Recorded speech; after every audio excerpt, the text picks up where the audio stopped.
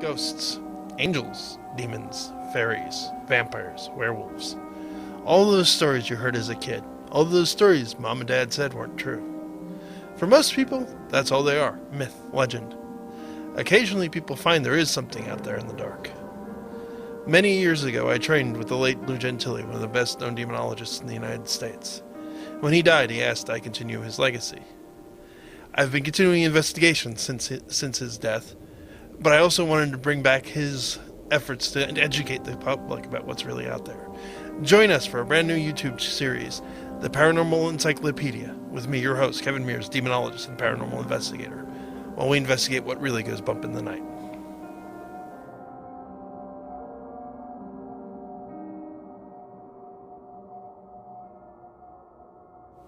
So, before you think this is all about doom and gloom, well, first of all, it is. Second of all, that is not entirely our purpose. We're here to entertain, we're here to tell you, and you're probably wondering who the hell I am. I'm not the demonologist.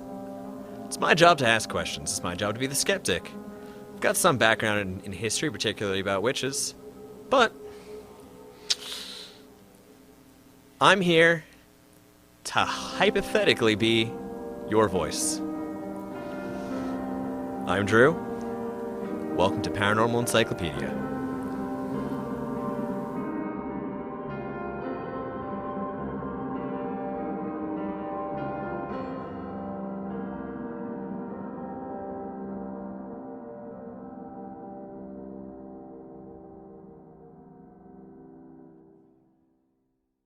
Everyone, thank you for tuning in again to another episode of the Paranormal Encyclopedia. I'm your host, Kevin Mears. Unfortunately, Drew will not be joining us tonight, but we do have a new guest. I do apologize, there's no video. We're having continuing issues on the technical end, but tonight I'm joined by author Patrick Thomas. Good evening, Patrick. Do you want to take a moment and introduce yourself? Sure. I'm Patrick Thomas. I'm the author of the Murphy's Law series, as well as the Dear Cthulhu columns and advice books, the Mystic Investigators book, and the Assassin's Ball mystery, which is co-written with John French. By the time this is up, you guys should be able to already see an interview with John French. We had him on last week. He was an excellent guest. Patrick, I have to admit, honestly, I'm quite a bit of a fan. I first picked you up at an event in the early 2000s.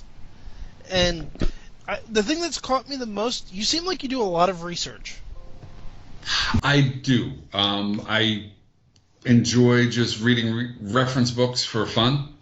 And I'm, particularly with the Murphy's Law, I have a lot of research books on mythology, supernatural, folklore, and I like to mix and match. I don't like just taking from one. I like taking from everything.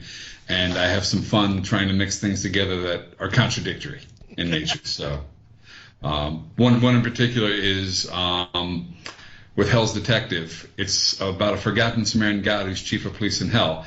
In the legends, there is a Sumerian god by the same name, and then there's also the chief of police of Hell, who's supposed to be a demon. It didn't work for me, so I decided, we'd have a forgotten Sumerian god as chief of police in Hell, which would be a little bit more interesting, and then had a lot of fun explaining why he's chief of police in Hell and how he got there, and he's not necessarily a nice guy, but he's got a code of honor, and in some situations he might even be considered a bit of a bad guy, but in Hell he's the good guy. I actually, one of my favorite characters is in fact Nergal. I've read, I think, all of the collections for Hell's Detective so far, and folks out there listening, I definitely I recommend everything Patrick's written. Thank you. It's a very clever take on Hell. As a demonologist myself and a Christian, I actually very much approve.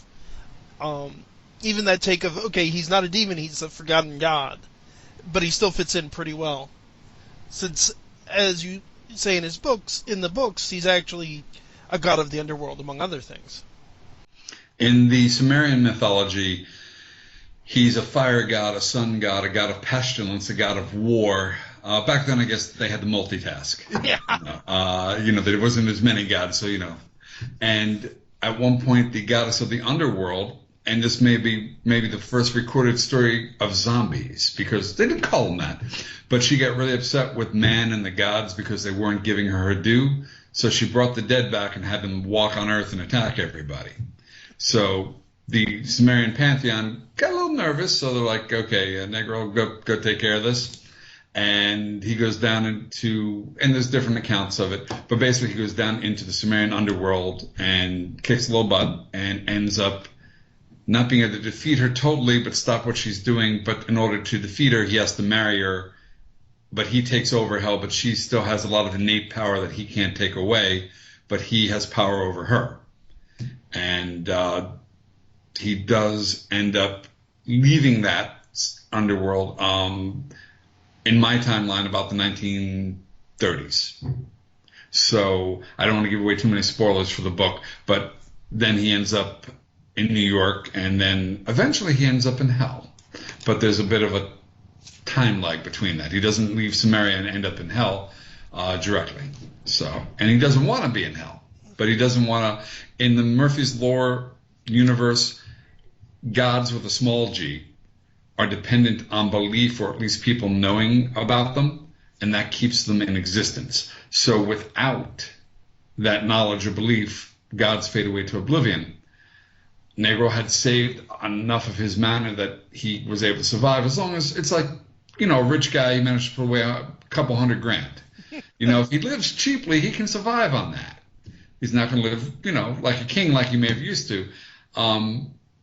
So he has to do that. And again, without spoilers, at some point he no longer has any. And the devil has some. So the devil makes him an offer he can't refuse. Yeah, exactly what I was about to say.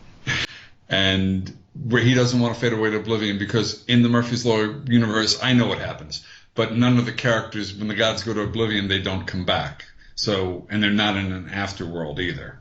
So they don't know quite what happens to them. I'm not going to give away a spoiler on that. I know what happens. I'm curious, is it something that's going to be touched upon in the upcoming books? It might be more touched upon in Star Tenders, which is 30 years in the future, because I've already, in that book, Negro has already faded away to oblivion. Yes, I had noticed. With the Star Tenders books, they take place up in about 30 years in the future, and I don't want to give away spoilers in the books for the people who are fans of the series, and at the same time, I don't want everything to be the same as it is in the modern books. So several of the characters are altered, dead, or in his case, faded away to oblivion. And it is hinted at that he used up all his mana twice. And in Law and Disorder, you find out what he did the first time. So sometime between now and 30 years from now, he does it again for some reason. And again, I've read those books, the two that are out so far, so I have some idea of what's there, and I don't want to spoil it for people either. So it's like, there's so much I could say, and I'm not going to say it because I hate when people do that to me. Although I will say, Bambi, who by the end of the book, she's a succubus, she becomes a member of his team, a very important one, without giving much, but she apparently has a lot of fans out there. So I've been asked to write at least a short story about her. So there may be a series of Bambi stories. I'm looking forward to that. I have to say I'm a fan of Bambi. She's a lot of fun. Well, it is funny. She originally appeared in Mystic Investigators as your typical noir dame in red. Oh yeah. And not only was she in red, her skin was red, her hair was red. She took it a little bit to the extreme. And then John French and I, who've written a few books together, he wanted to cross over his Bianca Jones with My Hell's Detective, and we plotted it out, but the character started talking to him, which he found a little nerve-wracking. And Bambi, in the course of Bullets and Brimstone, which chronologically takes place about 3/4 through Law and Disorder, she starts to have a change of heart so that she can actually become an ally instead of an adversary. Without it's hard to have these things without too many spoilers. One of the things I like about the character, though, that she has this she's not obviously the main character, that's Nergal, but there's definitely an interesting arc to her story that you can follow, and I like that. Trying to think, it's like there's so many things I would ask, but again, we don't want to go too far into spoils, and I don't necessarily want to have what's coming spoiled for me. I enjoy the books too much. I do have one question that's been on my mind for a while now. I love that you've included some of the Knights of the Round Table in the books. In fact, I hadn't even realized that King Arthur's Jester was a knight until I read your books. And I remember that was one of those moments, like, wait a minute, Knight Jester, really? And I went to my own reference books and went, well, yeah. But what I found interesting is in the one story that took place in Camelot, and then he gets mentioned a few times in the DMA books, you talk about the priest Sundry. Yes. That's a new one on me. Is that actually from folklore? No. That one is one that I've made up. And in the DMA books, I won't give away too much of a spoiler with this one. What happened is when the demons known as Legion were excised by Jesus, they were sent into pigs, and the pigs went to drown. Mm-hmm. In my universe, one of the pigs turned around and went, "I'm sorry, forgive me." And Jesus goes, "Okay." And he turns the pig's body into a human body. In my mind, hasn't been addressed whether or not, but he's got a tail. And he becomes the 13th disciple and falls around, but he's still around because he's immortal. So his job is kind of behind the scenes. He's not a bishop. He's not the pope. He's just an ordinary priest. And he's not necessarily always happy with things that happen in the church because he has already been to hell and back. And he actually expects more out of people. And in the time of Camelot, and this has been hinted at, there are actually two Camelot stories. One hasn't been collected yet. It was in an anthology called Cthulhu Unbound 2, where in the Camelot mythos, there's an island called Lyonesse, which Sir Tristan is from, mm-hmm. which Merlin, in some of the myths, sinks. Well, in this one, it was a Cthulhu thing. I involved deep ones. Oh, nice. And there's a reason Merlin had to sink it. And it involves Dagon and all sorts of fun stuff. So taking what has already come in the mythology and putting twists on it and mixing with other things. So with Dagonet, I like the more obscure knights. I don't want to do anything with Lancelot. Lancelot's been done to death. And actually, in my mind, Lancelot's the villain of the piece. Oh, that's actually one of the things I like the best. I don't like Lancelot. It's like, this is not a good love story. And no. Everybody make me... And in mine, Dagonet blames Lancelot for the fall of Camelot because Merlin had two prophecies, and this will play into some of the other stories that he could see what was happening. In one, Camelot reigns for 1,000 years, brings Earth to a state of paradise. Arthur survives that entire time. And then the other one, Camelot falls the way it fell. And Lancelot is as much responsible for it as Mordred is. So, yeah. He couldn't get in his pants. Right. Dagonet doesn't think very highly of him. But with the other knights, and I won't say necessarily who they turn out to be, but we have Sir Bors, mm-hmm. Sir Sagamore, Sir Marak.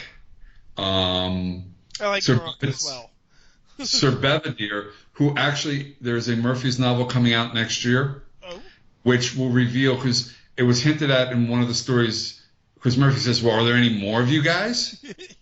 Yes, you've met one of us. Well, who is it? We're not telling you. We find out who Sir Bedivere is, because he has not necessarily played a big part, but he has appeared, I think more than once in the Murphy's books. So we'll find out who he is. Yeah. I've been thinking about that one ever since I read that. I'm like, wait, we've met him. Who is he? And I have a theory. Okay.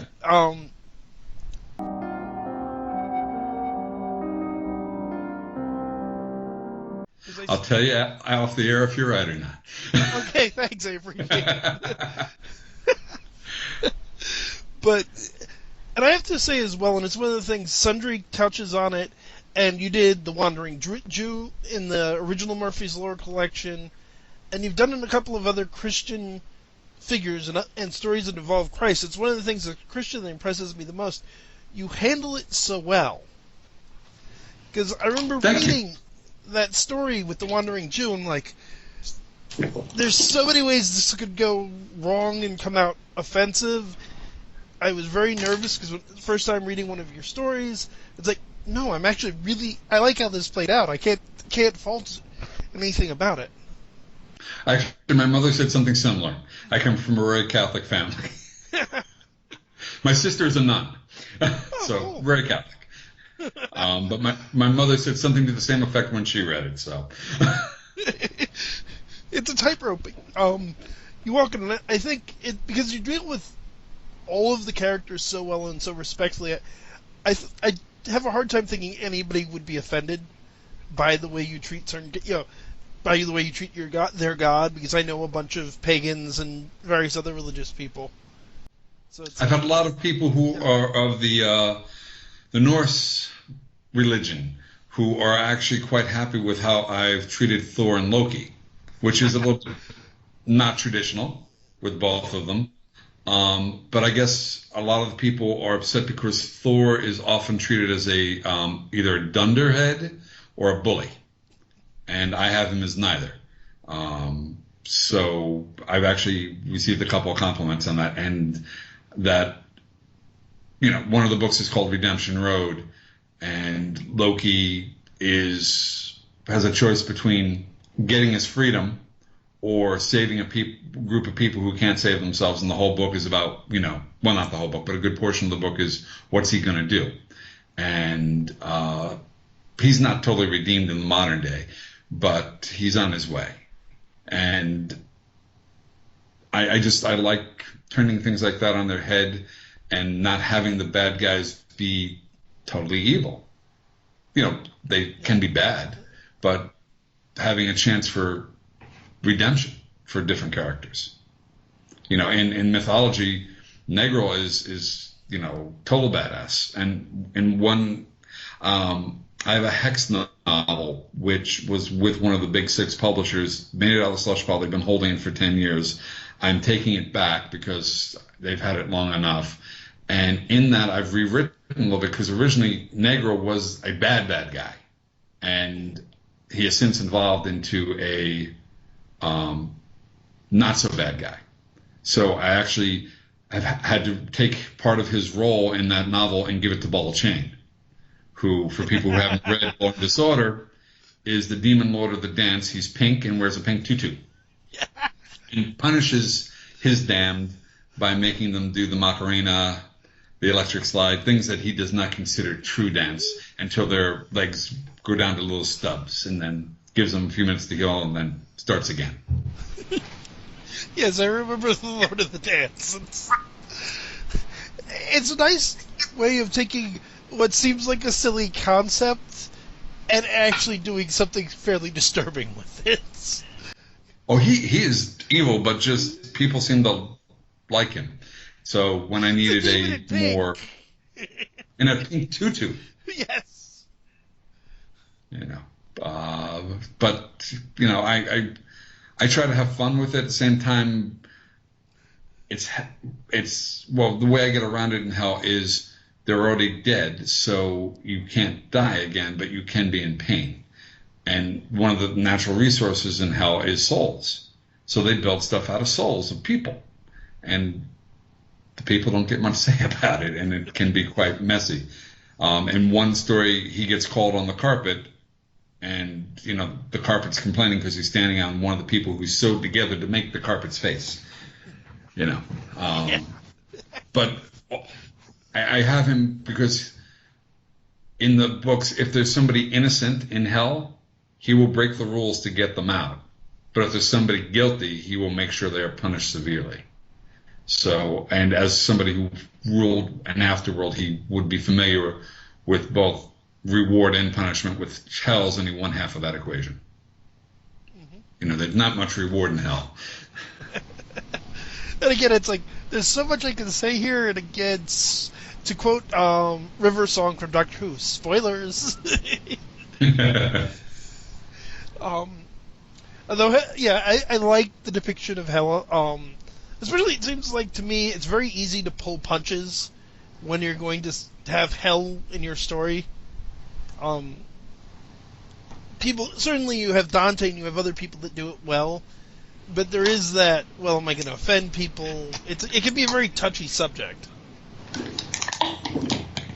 Yeah, because with some people who read it, it's a fiction story, and somebody who read it, it might be a portion of their faith or their fears.